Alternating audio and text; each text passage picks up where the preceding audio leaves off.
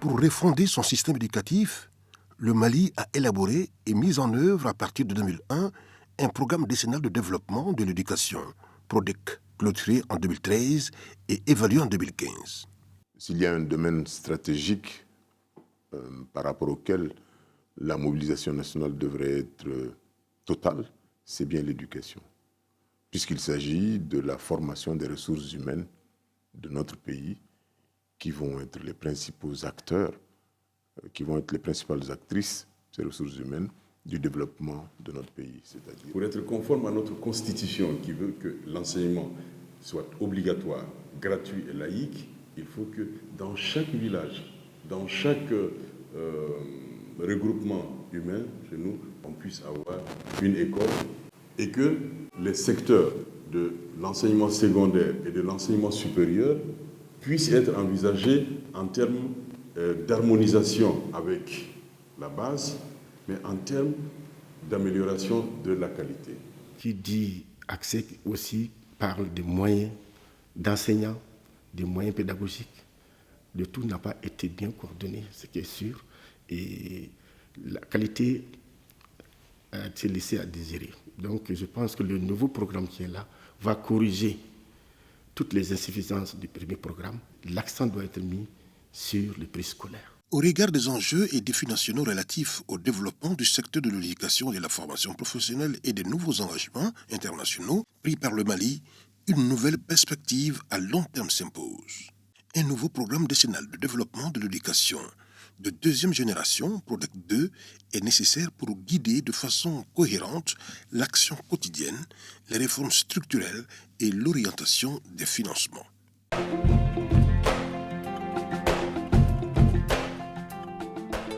Les documents de ce programme décennal ont été soumis aux différents partenaires pour validation au cours de 2 ateliers tenus du 9 au 12 juin 2018 à l'hôtel Radisson Blu de Bamako. Mesdames et messieurs, après avoir capitalisé les conclusions issues de l'évaluation du PRODEC 1, des études techniques réalisées, des concertations techniques au niveau national et régional, des résultats de l'analyse sectorielle, après avoir donc identifié les priorités, les stratégies, les options politiques, l'équipe technique du PRODEC 2 a élaboré les projets de programme et sous-programmes, ainsi que le cadre logique du nouveau plan sectoriel de l'éducation et de la formation professionnelle. Ces ateliers visaient à soumettre à l'appréciation des acteurs du secteur les axes de réforme envisagés pour la future politique éducative en s'assurant qu'elle réponde à la vision souhaitée d'une part et d'autre part obtenir la validation technique des programmes proposés. À partir de 1998, le Mali, dans le cadre de la refondation de son système éducatif, a conçu et mis en œuvre un programme décennal de l'éducation qu'on appelle communément PRODEC. Et ce premier programme a pris fin en 2013. Et avant donc, la mise en place d'un nouveau programme, compte tenu de ce qui s'est passé au plan institutionnel au Mali, donc on a conçu un programme intérimaire pour, en attendant que l'on s'engage dans l'élaboration d'un nouveau programme. Donc c'est à la suite de ce programme intérimaire que les départements en charge de l'éducation et de la formation professionnelle, avec les partenaires techniques et financiers, ont jugé nécessaire de mettre en place un nouveau programme. Et c'est à partir de cet instant que le processus a démarré.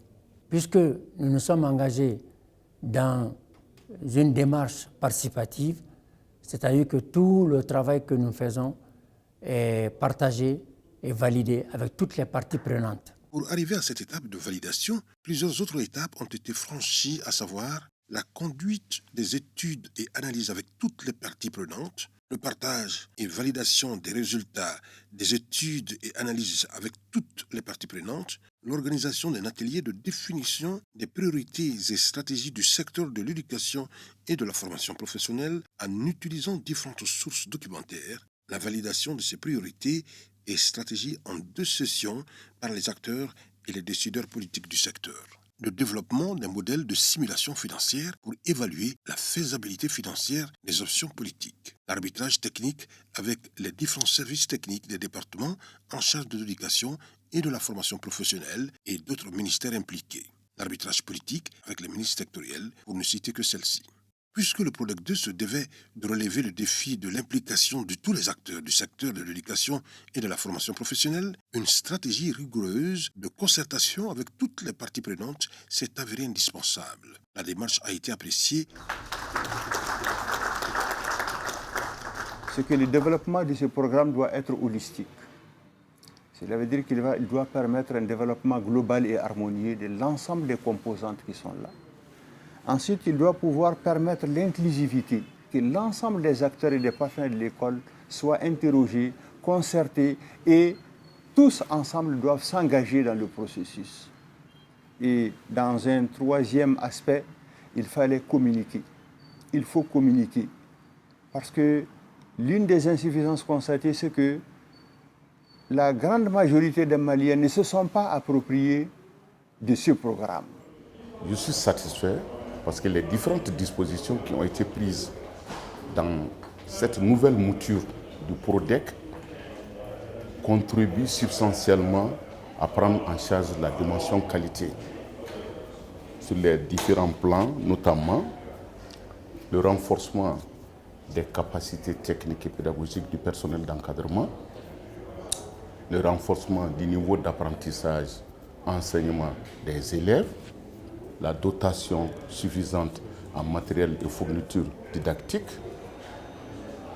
l'amélioration des capacités de suivi pédagogique de l'État à l'endroit du personnel enseignant, le renforcement de la capacité d'accueil, c'est-à-dire l'amélioration de l'offre éducative de l'État par la construction d'établissements scolaires et aussi le recrutement et la formation du personnel enseignant. L'approche utilisée pour l'élaboration, la validation du programme décennal de développement sur l'éducation, PRODEC 2, est une très bonne approche parce que ça a permis à tous les acteurs impliqués, le département de l'éducation, les partenaires techniques financiers, les partenaires sociaux, tous les syndicats, ont pris part à l'élaboration qui a fait le parcours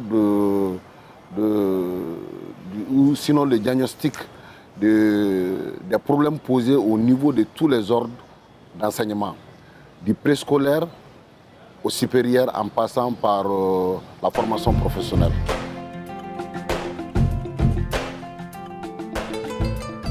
Programme 1. Amélioration de l'efficacité interne et externe du système éducatif. En termes de comparaison avec le PRODEC 1, nous avons un aspect d'axe prioritaire ou d'axe de réforme portant sur la qualité.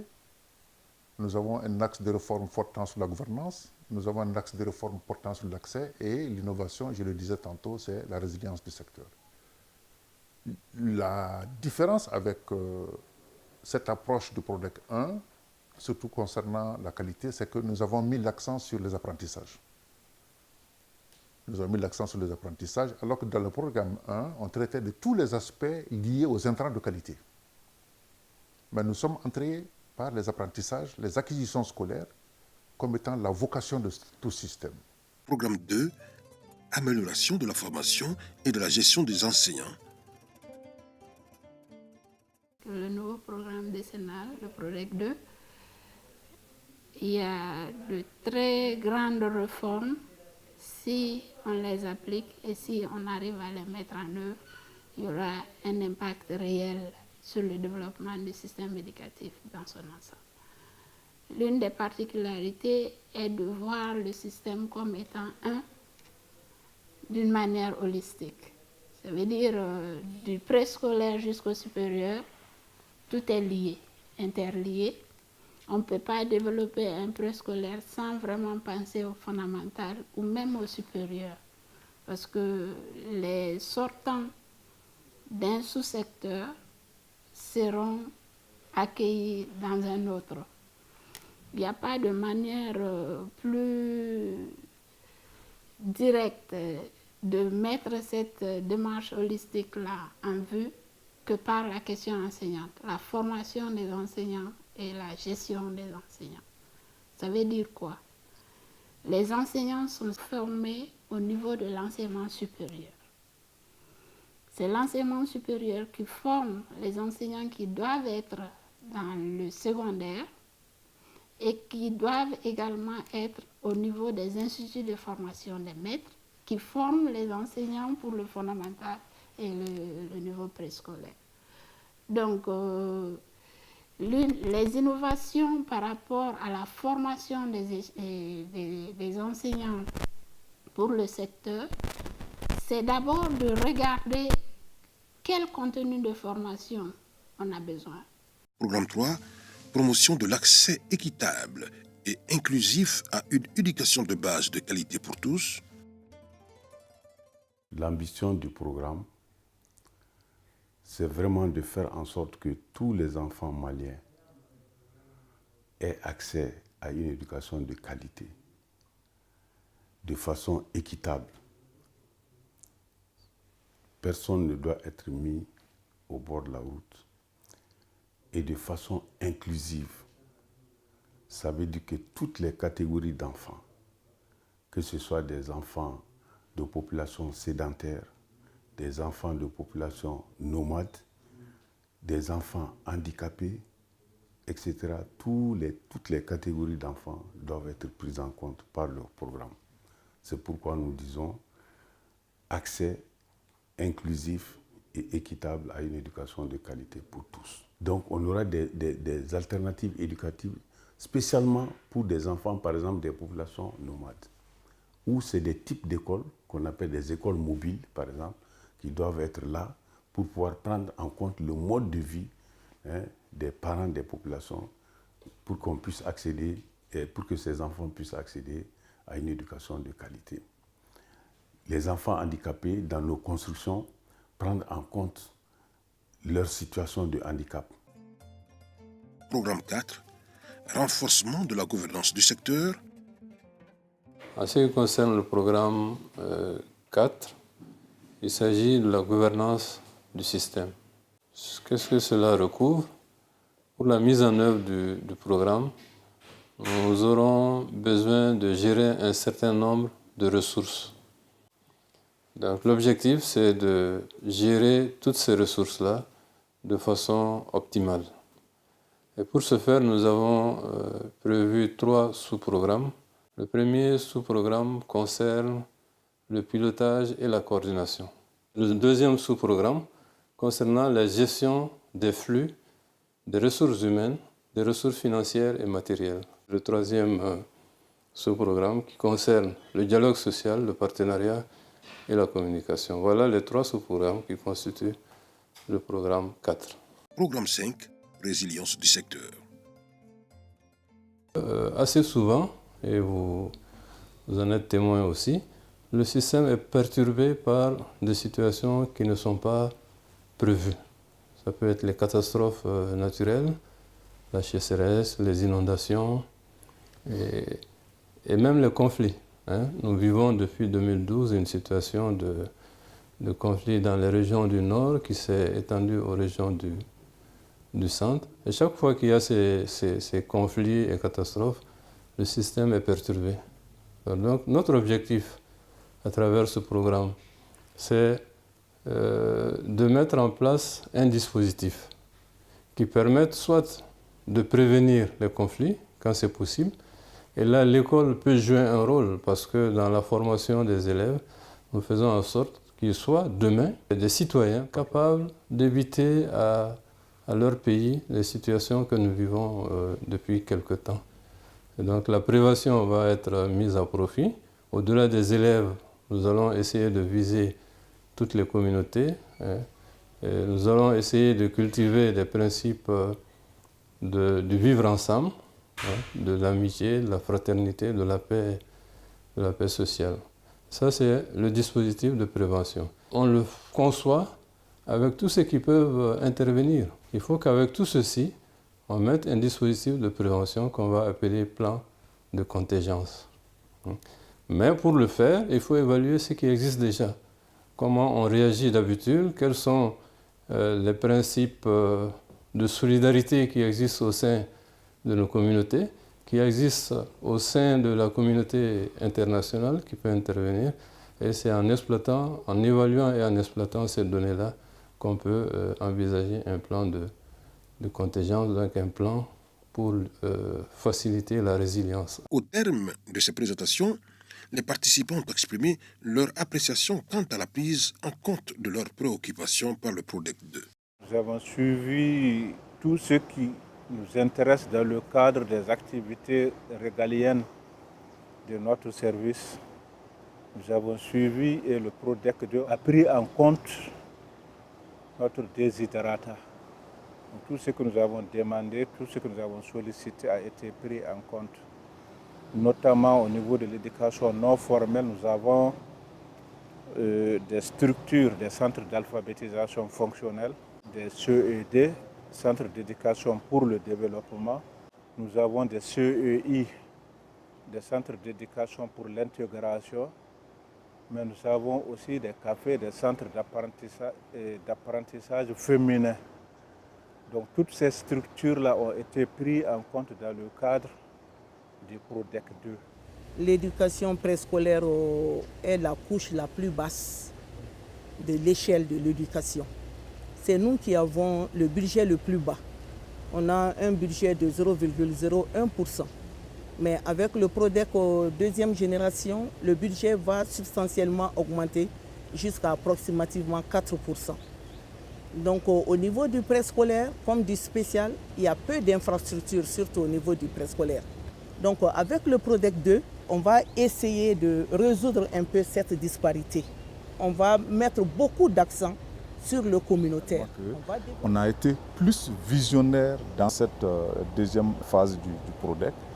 On a essayé de corriger également les insuffisances que nous avons constatées au niveau du PRODEC 1, qui ne prenait pas suffisamment en compte les questions de formation professionnelle.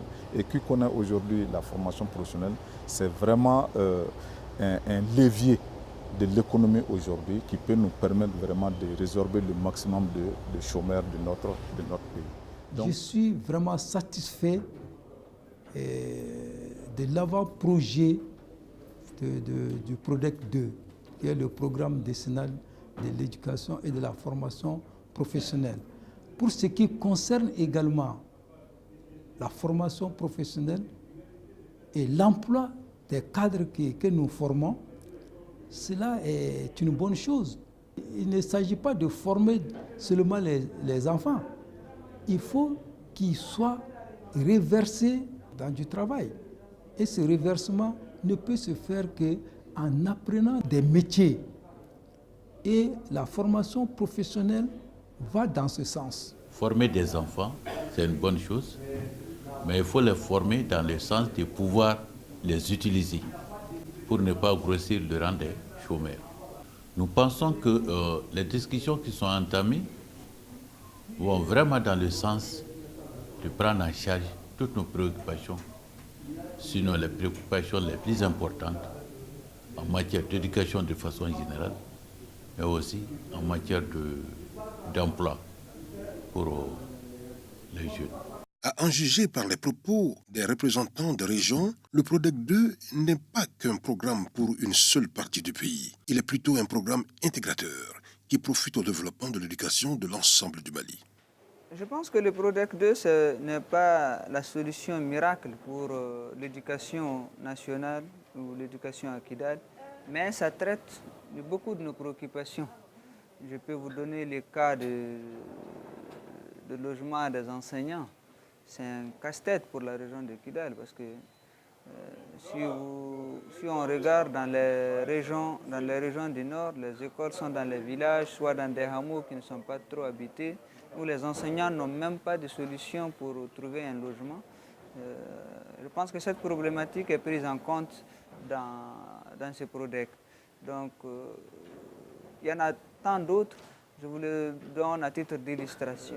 C'est un très très bon programme, mais dans la mise en œuvre, c'est là qu'on verra. On reconnaît les maçons au pied du mur. Donc, le document qu'on vient de parcourir en 2 jours prend, en tout cas pour moi, la totalité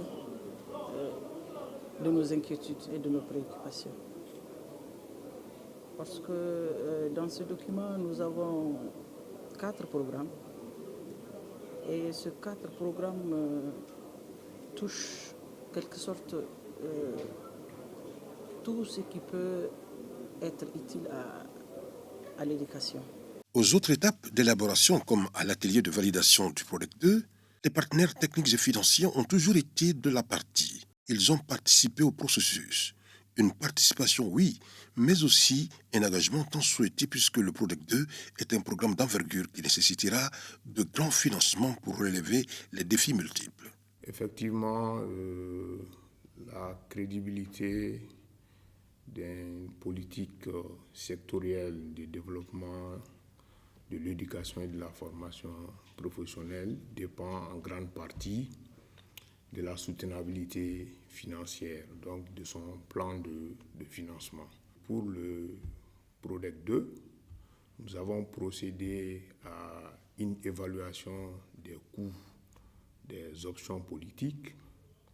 Cette évaluation a obéi à un certain nombre de principes. Le postulat de base a consisté d'abord à faire une analyse sectorielle qu'on appelle communément RESEN, rapport d'État sur le système éducatif national, suivant un canevas de l'UNESCO. Cette étude a permis effectivement de faire un état des lieux du système éducatif et de la formation à partir effectivement des effectifs, du financement, l'efficacité interne et externe du système éducatif et les questions d'équité. Le FONGIM regroupe une vingtaine d'organisations internationales en éducation et nous avons contribué à l'élaboration de ce deuxième document pour le PRODEC 2 et nous aiderons, nous accompagnerons la mise en œuvre. Nous autres sommes un partenaire proche du ministère et nous souhaitons toujours travailler et renforcer le plus possible la collaboration. Sur ce document, on trouve qu'il y a vraiment plein de choses très intéressantes. Entre autres la dimension inclusive qui est fortement marquée, le fait également que le préscolaire a été bien mis en avant parce qu'on considère que c'est un élément essentiel de la qualité de l'éducation et on le trouve bien mis dans le PRODEC 2. Peut-être l'aspect sur lequel on souhaiterait que les choses soient plus développées, c'est sur la décentralisation de l'éducation. Des recommandations ont été formulées par les premiers responsables. En ce qui concerne l'enseignement supérieur, nous souhaitons mettre l'accent sur la question enseignante. En ce sens que la qualité que toute la nation malienne attend de l'ensemble du secteur dépend en grande partie de la qualité des enseignants, leurs compétences professionnelles, la dimension pédagogique dans leur travail. Si l'État met tant de milliards, c'est que l'État est en attente d'un produit. Nous avons décidé de mettre l'accent sur la gouvernance. Et sur ces 2 points, tout le secteur se retrouve, tout le secteur est d'accord qu'il faut aujourd'hui des enseignants de belle facture. Tout le système est d'accord qu'il faut maîtriser les ressources, à la fois les ressources financières, les ressources matérielles et les ressources humaines. Donc, la question de la gouvernance fait partie de l'attente de l'enseignement supérieur et du sous-secteur, les autres sous-secteurs. Et sur ce point, nous avons été écoutés et ceci est reflété dans les différents sous-programmes du PRODEC 2. Et nos recommandations sont des recommandations très fortes. D'abord aux partenaires techniques et financiers. Nous leur demandons vivement qu'avec leur engagement qu'ils ont pris de nous accompagner dans le PRODEC 2, que cela soit véritablement une réalité. À mes collègues de l'Éducation nationale, l'enseignement supérieur et de la recherche scientifique, il ne sert à rien de présider, chaque fois que besoin est, des ateliers, des réunions, des conférences, si entre nous on ne se voit pas durant au moins l'année pour voir si les engagements que nous avons pris, allant dans le sens de la réussite du PRODEC 2, nous ne nous retrouvons pas pour en parler afin qu'on puisse accompagner le programme au fur et à mesure que nous avançons. C'est extrêmement important. À ceux qui auront la charge d'être à la tête de la gestion de ce programme de développement, c'est une fois pour toutes, où on réussit maintenant, ou on échoue. Nous avons 10 ans devant nous. Et je pense, cette période intérimaire de la fin du PRODEC 1 et de l'arrivée du PRODEC 2 nous a permis de nous retrouver, de travailler techniquement sur tous les plans. Je pense que nous devons donner encore la main à ces techniciens d'aller véritablement vers un programme réaliste, avec des objectifs bien assignés, mais surtout qui ait un impact, un véritable impact dans tous les domaines de notre pays. Si ce PRODEC réussit, c'est le Mali de demain qui va réussir. Très prochainement, on réservera comme suite à cette validation l'élaboration du document de programme et de politique, l'élaboration des plans pluriannuels budgétaires, PAPB, l'évaluation externe du PRODEC 2, l'adoption du document de politique et documents connexes, loi d'orientation, lettre de politique éducative. Vivement le PRODEC 2.